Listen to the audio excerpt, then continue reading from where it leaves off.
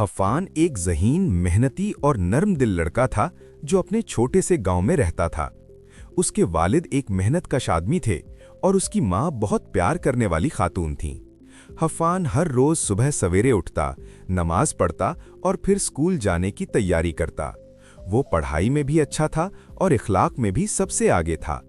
गांव के लोग उसे मिसाल के तौर पर पेश करते थे और कहते थे कि हर बच्चे को हफ़ान जैसा होना चाहिए। स्कूल में भी हफ़ान का रवैया सबसे मुख्तलिफ था। वो कभी किसी से लड़ाई नहीं करता था, बल्कि हमेशा अपने दोस्तों की मदद करता था। अगर किसी बच्चे के पास किताब न होती तो वो अपनी किताब शेयर कर देता। अगर किसी को सबक समझ ना आता तो वो सब्र के साथ उसे समझाता। उसके उस्ताद भी उससे बहुत खुश थे, क्योंकि वो ना सिर्फ खुद सीखता था बल्कि दूसरों को भी सीखने में मदद देता था। एक दिन स्कूल से वापसी पर हफ़ान हस्बे मामूल अपने दोस्तों के साथ हंसता खेलता घर जा रहा था कि अचानक उसकी नज़र सड़क के किनारे पड़े एक पुराने बटुए पर पड़ी। उसने फौरन रुककर बटुआ उठाया।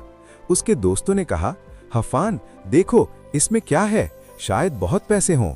हफ़ान ने बटुआ खोला तो वाकई उसमें काफ़ी रकम थी और साथ एक शनाख्ती कार्ड भी मौजूद था। इस लम्हे अफ़ान के दिल में एक अजीब सी कशमकश शुरू हो गई। इसके एक दोस्त ने कहा, ये तुम्हारी किस्मत है, रख लो। लेकिन अफ़ान का दिल इसे इजाज़त नहीं दे रहा था। इसने सोचा, अगर ये किसी गरीब आदमी का हो तो, अगर इसे इन पैसों की सख्त ज़रूरत हो। ये सोचते ही इसका दिल बेचैन हो गया। अफ़ान ने फैसला किया कि वो ये बटुआ अपने पास नहीं रखेगा।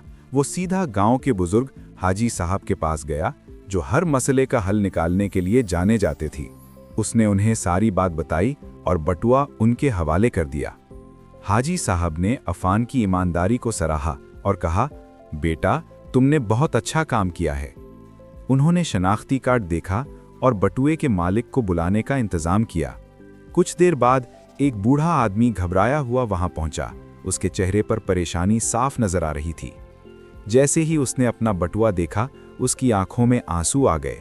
उसने कांपती हुई आवाज में कहा, यह मेरा बटुआ है, मैं तो समझा था कि यह हमेशा के लिए खो गया। उसने बताया कि ये उसकी जिंदगी भर की जमा पूंजी थी, जो वो किसी जरूरी काम के लिए ले जा रहा था। अगर ये रकम खो जाती तो वो बहुत मुश्किल में पड़ जाता। वो बार बार अफ़ान का शुक्रिया अदा करने लगा और कहने लगा, बेटा, तुमने मेरी जिंदगी बचा ली। बूढ़े आदमी ने खुश होकर अफ़ान को इनाम देना चाहा, लेकिन अफ़ान ने मुस्कुराकर इनकार कर दिया और कहा, मैंने सिर्फ अपना फर्ज अदा किया है, मुझे किसी इनाम की जरूरत नहीं। ये सुनकर वहां मौजूद सब लोग हैरान रह गए। आज के ज़माने में जहां लोग छोटी छोटी बातों पर लालच में आ जाते हैं, वहां एक छोटा सा लड़का इतनी बड़ी ईमानदारी का मुजाहरा कर रहा था। ये बात पूरे गांव में आग की तरह फैल गई। हर कोई अफ़ान की तारीफ करने लगा। लोग उसके वालिदैन को मुबारकबाद देने लगे कि उन्होंने इतना अच्छा बेटा तरबियत किया है। स्कूल में भी उसका खास जिक्र होने लगा और उस्तादों ने उसे एक मिसाल के तौर पर पेश किया। कुछ दिन बाद स्कूल में एक तकरीब मुनक्किद हुई, जिसमें अफ़ान को खास तौर पर बुलाया गया।